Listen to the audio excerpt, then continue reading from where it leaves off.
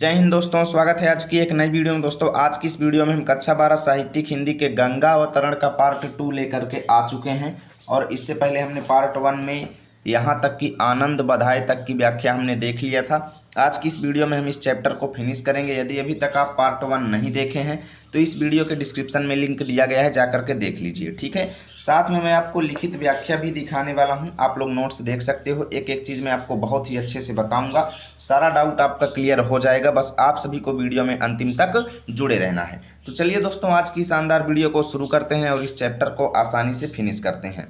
कबहु सुधार अपार बेग नीचे को धावे, हर हराती लहराती साहस जो जन चली आवे। मनु विधि चतुर किसान पौन निज मन को पावत, अपुण्य खेत उत्पन्न हीरे की राशि उसावत। समझिएगा, देखिए यहाँ पे रत्नाकर जी कहते हैं कबहु सु मतलब कभी कभी, कबहु सु मतलब कभी कभी गंगा जी की जो धारा है ना, धार माने धारा जो है, कभी कभी गंगा जी की धारा जो है अपार, अपार माने अत्यंत, अत्यंत बेग माने बेग के साथ या अत्यधिक तेजी के साथ, ठीक है ना। तो अपार बेग का मतलब अत्यधिक तेजी के साथ नीचे की ओर यानी आसमान से धरती की ओर धावे मतलब दौड़ती चली आ रही है, ठीक है ना। यानी कभी कभी तो ऐसा लगता है कि जैसे गंगा जी की धारा जो है बहुत तीव्र वेग के साथ आकाश मंडल से धरती की ओर दौड़ती हुई चली आ रही हैं, ठीक है ना। और हर हराती, हर हराती मतलब हर हर की ध्वनि करते हुए, ठीक है ना। हर हराती मतलब हर हर की आवाज करते हुए, लहराती माने लहराते हुए, साहस माने हजारों, जोजन माने दूरी, ये जो दूरी नापने का एक मात्रक होता है जोजन, ठीक है ना। तो हजारों योजनों की दूरी वो चली आवे मतलब चली आ रही है, ठीक है ना। यानी आकाश से पृथ्वी तक की जो हजारों योजनों की दूरी है उसको वो तय करती हुई, हरहराती हुई, लहराती हुई चली आ रही है, ठीक है, अत्यधिक तीव्र वेग के साथ। और उनको देख करके कवि को ऐसा लगता है जैसे मनुविध, ठीक है ना, मनुविधि चतुर किसान पौन निज मन को पावत।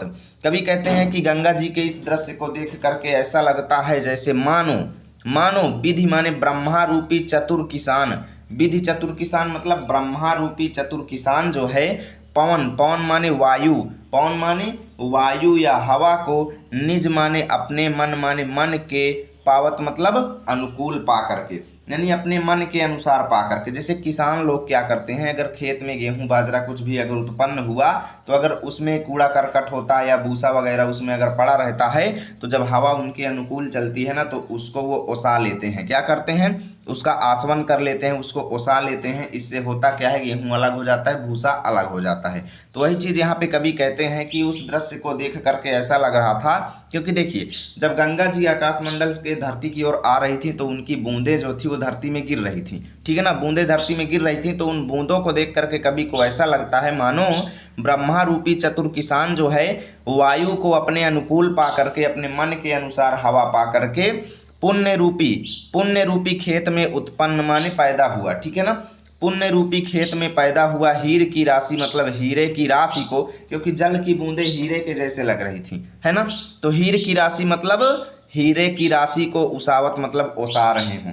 ऐसा लग रहा था जैसे ब्रह्मा रूपी चतुर किसान जो है अपने अनुकूल हवा को पा करके पुण्य रूपी खेत में उत्पन्न हीरे की राशि को ओसा रहे हों, ठीक है ना। चलिए आगे देखते हैं पांचवा और छठवां का इकट्ठा मैं आपको व्याख्या बताऊंगा, ठीक है ना। तो छठवां देख लीजिए, इह विधि धावती दसति डरति ढरकति सुख देनी, मनु संवारति शुभ सुरपुर की सुगमनि सेनी। देखिए इह विधि मतलब इस प्रकार, इह विधि, इह माने इस, विधि माने प्रकार, इस प्रकार, धावती मतलब दौड़ती हुई, धसति माने धसती हुई, ठीक है, धावती मतलब दौड़ती हुई, धसति माने धसती हुई, ढरति माने ढलती हुई, ढरति माने ढलती हुई, ढरकति माने ढरकती हुई, ठीक है, ढरकती हुई, सुख देनी मतलब सुख प्रदान करने वाली गंगा नदी जो हैं चली आ रही हैं, ठीक है ना। गंगा नदी जो हैं इस प्रकार से धावत माने दौड़ती हुई, धसत माने धसती हुई, ढरत माने ढलती हुई, ढरकत माने ढरकती हुई तेजी से चली आ रही हैं। और उसको देख करके ऐसा लग रहा है मानो, मनो माने मानो, संवारत माने संवार रही हों या बना रही हों, शुभ माने सुंदर, सुरपुर माने सुरलोक, सुरपुर माने सुरलोक या देवता लोग जहाँ रहते हैं उसको स्वर्ग कहा जाता है, सुरपुर मतलब स्वर्ग आप लोग लिखेंगे। ऐसा लग रहा है मानो गंगा नदी जो है सुंदर स्वर्ग लोक के लिए सुगम माने एक अच्छी निशानी माने सीढ़ी तैयार कर रही हूँ। ठीक है ना। आकाशमंडल से धरती तक जो है वो चमक एकदम दिखाई दे रही थी। गंगा जी का पानी जो है इतना अच्छा दिख रहा था, ऐसा लग रहा था जैसे स्वर्ग लोक से लेकर के धरती तक गंगा नदी जो है वो एक सुंदर सीढ़ी सजा रही हूँ। ठीक है ना। चलिए आगे देखते हैं अगले पेज पे। देखिए, विपुल बेग बल विक्रम के आयोजनी उमगाई, हर हराती हर साति शंभुसन मुख जब आई। देखिए, विपुल माने अत्यधिक, विपुल माने अत्यधिक, बेग माने स्पीड के साथ। ठीक है ना। अत्यधिक स्पीड और बल यानी ताकत के साथ, फोर्स के साथ, और विक्रम माने पराक्रम के साथ। ठीक है। अत्यधिक वेग के साथ, अत्यधिक बल के साथ, अत्यधिक पराक्रम और अत्यधिक ओज के साथ उमगाई मतलब उमंग से परिपूर्ण होकर के, उमगाई मतलब उमंग से परिपूर्ण होकर के गंगा नदी जो है हरहराती माने हर हर की आवाज करते हुए, हर्षाति माने प्रसन्न मन से, शंभु सन्मुख, शंभु सन्मुख मतलब शिव जी के पास, सन्मुख माने पास, शंभु माने शिव, यानी शिव जी के पास जब आई मतलब प्रकट हुई। गंगा नदी जो है इस प्रकार से अत्यधिक वेग, बल, विक्रम यानी पराक्रम और अत्यधिक ओज के साथ हरहराती हुई, हर्षाती हुई यानी प्रसन्न होती हुई शंकर जी के पास में आकर के उपस्थित हो गई। देखिए, ऐसा माना जाता, देखिए शंकर जी जो है कैलाश पर्वत में रहते थे, हिमालय के। ठीक है ना। तो गंगा हिमालय से ही निकलती हैं, तो ऐसा माना जाता है कि गंगा जो है आकाश मंडल से पहले हिमालय पर आकर के रुकी हैं शंकर जी की चोटी पर। ठीक है। फिर वहां से वो अपने सारे संपूर्ण देश में फैली हुई हैं। ठीक है ना। तो वही चीज का यहाँ पे वर्णन है कि हरहराती हुई, हर्षाती हुई गंगा नदी जो है शंकर जी के पास आकर के उपस्थित हुई। तो चलिए यहाँ तक की व्याख्या मैं आपको बताता हूँ। आपको एक तरफ लिखना है कबहू सुधार, दूसरी तरफ जब आई। ठीक है। डैश डैश कर देंगे। संदर्भ प्रस्तुत पद्यांश हमारी पाठ्य पुस्तक हिंदी के काव्य खंड में संकलित एवं जगन्नाथ दास रत्नाकर द्वारा रचित गंगावतरण नामक पाठ से लिया गया है। व्याख्या। कवि कहते हैं कि गंगा की सुंदर धारा बड़ी तेजी के साथ धरती की ओर दौड़ी एवं हर हर शब्द की ध्वनि के साथ हजारों योजन तक लहराती हुई आगे बढ़ रही है। गंगा की धारा से जल की बूंदों को पृथ्वी पर गिरते हुए देखकर ऐसा प्रतीत हो रहा था मानो ब्रह्मा रूपी चतुर किसान ने अपने अनुकूल वायु की गति को देख करके अपने पुण्य रूपी खेत में उत्पन्न हीरे की फसल को ओसा रहा है, जिससे हीरे रूपी गंगा की धारा से जल की बूंदें पृथ्वी पर गिर रही हैं एवं भूसा पृथ्वी पर फुहारों के रूप में बिखर रहा है। ठीक है। कवि कहते हैं कि गंगा अपनी तीव्र गति से आकाश से पृथ्वी पर दौड़ लगाती, धंसती, ढलती, ढलकती सी एवं सबके मनों को सुख प्रदान करने वाली प्रतीत होती हैं। कवि का कहना है कि गंगा को देखकर ऐसा लगता है मानो वह पृथ्वी वासियों के लिए पृथ्वी से लेकर स्वर्ग तक की सीढ़ी तैयार कर रही हूँ। उसकी धारा में अत्यधिक वेग, शक्ति, पराक्रम तथा ओज की उमंग है। अपने इन गुणों को सभी में उमगाती हुई यानी सभी में वितरित करती हुई, हर हर की ध्वनि करती हुई वह अत्यंत प्रसन्नता के साथ भगवान शिव के समक्ष प्रकट हुई। ठीक है। काव्यगत सौंदर्य देखिए, भाषा ब्रज, शैली प्रबंध, छंद रोला, अलंकार, उत्प्रेक्षा एवं अनुप्रास और रूपक भी है, गुण प्रसाद एवं ओज, शब्द शक्ति, अभिधा एवं लक्षणा। चलिए चलते हैं अगले पद्यांशों पर।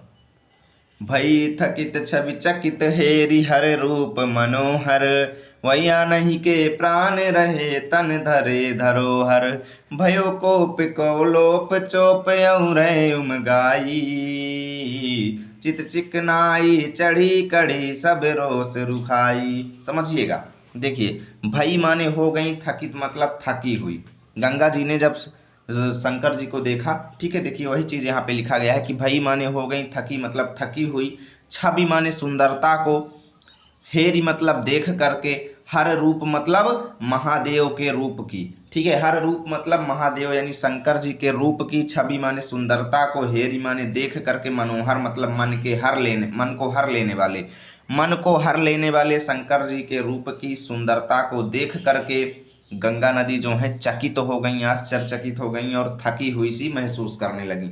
अभी तक गंगा जी बहुत तीव्रता के साथ आकाशमंडल से पृथ्वी की ओर आ रही थी, परंतु ज्यों ही उन्होंने शंकर जी की सुंदरता को देखा तो वो उनके ऊपर मोहित हो गई। ठीक है। और उन्होंने सोचा कि क्यों ना हम यहीं पर विश्राम करें, अब आगे बढ़ने से अच्छा है हम इन्हीं शंकर जी के पास रुक जाएं, गंगा जी ने सोचा। ठीक है ना। तभी क्या हुआ कि भाई मतलब हो गया, आना ही मतलब दूसरे के, प्राण माने प्राण, तो गंगा जी के अंदर जो प्राण था ना वो दूसरे के हो गए। किसके हो गए? शंकर जी के हो गए। वो प्राण जो हैं शंकर जी की तरफ चले गए, एकदम मोहित तो हो गए, है ना। तो गंगा जी के शरीर के अंदर जो प्राण थे वो आना ही के मतलब दूसरे के हो गए, और तन माने जो उनके शरीर में रहे मतलब थे, यानी जो गंगा जी के शरीर में उनके प्राण थे वो दूसरे के हो गए, और धरे मतलब हो गए, धरोहर मतलब अमानत, किसकी अमानत हो गए, शंकर जी की अमानत हो गए, ठीक है। और गंगा जी के प्राण जो हैं वो शंकर जी की अमानत हो गए, धरोहर मतलब अमानत या विरासत, ठीक है, वो शंकर जी की अमानत हो गए।